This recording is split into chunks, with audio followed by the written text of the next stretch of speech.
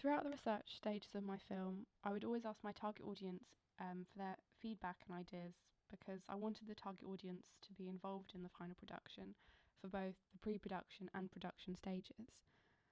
I conducted several surveys during this research period, and I asked as many members of the target audience for film and director recommendations because I wanted to analyse these preferred films to understand why they were so desirable for my target audience. Almost all of the films recommended were feature films, only two were short, so it could be argued that I challenged the real media that I based my film on because I condensed it all into 5 minutes rather than 2 hours. One film recommended was Lindy Anderson's If.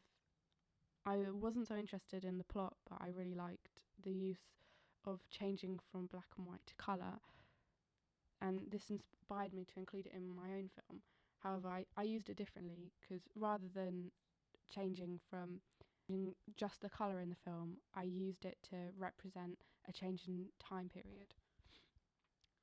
After deciding that there was going to be two elements of my film, black and white and colour, I had split my research into two, looking at real media products filmed in black and white and also looking into much more contemporary films shot in colour. I dedicated posts on my blogs just to black and white films and the same for those shot in colour, but as the research continued, I began to find more films that used both black and white and colour in just one production. The Wizard of Oz is the most successful film known for this effect. It was decided that my final product worked best as a romance film. However, it uses elements also seen in dramas. The film presents a woman in her 40s as she recovers from losing her partner, but I made this element of the film unclear as the reason for his departure, as well as his relationship with the woman, is left unsaid throughout the duration of the film. This challenges typical romantic media products, as often the narration is left obvious for the viewers, as to make the film more comfortable and relaxing to watch. An example of real media product that creates a clear narrative would be a film like William Wyler's Roman Holiday. Although there are plot twists and many layers to the narrative, the story is still easy to follow as the audience are able to watch the lives of both main characters, so we're able to understand their intentions. No other romance film that I looked at began with a heartbroken character. Typically, they would start with a character who may be alone, but is ready to start a new relationship. This isn't the case for my film, so in this way it also challenges typical romantic genres. Soon after the start of the film, the lead character falls asleep, and almost all of the rest of the film shows a dream she is having, which again is uncommon for this genre. Despite this, I was inspired by other films to include this dream into my own film.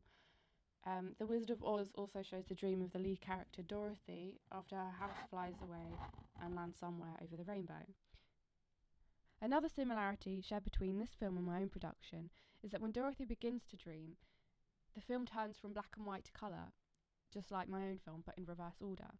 However, instead of landing in a different world like Dorothy does, my character finds herself in a different time period.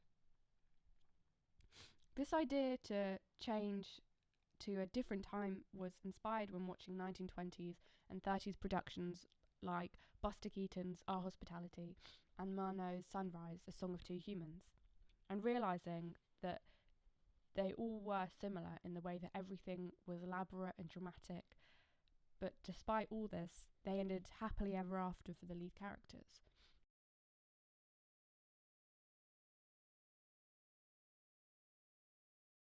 These romantic black and white films seem to only present idealised and fantasised relationships, so it felt appropriate to include this style into the dreams of this heartbroken woman.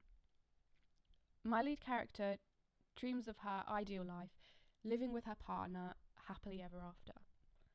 However, the film ends with the woman waking up alone again.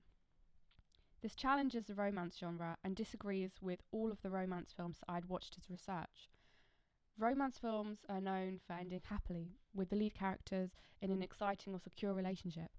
So it's unusual to see romance film end in this way.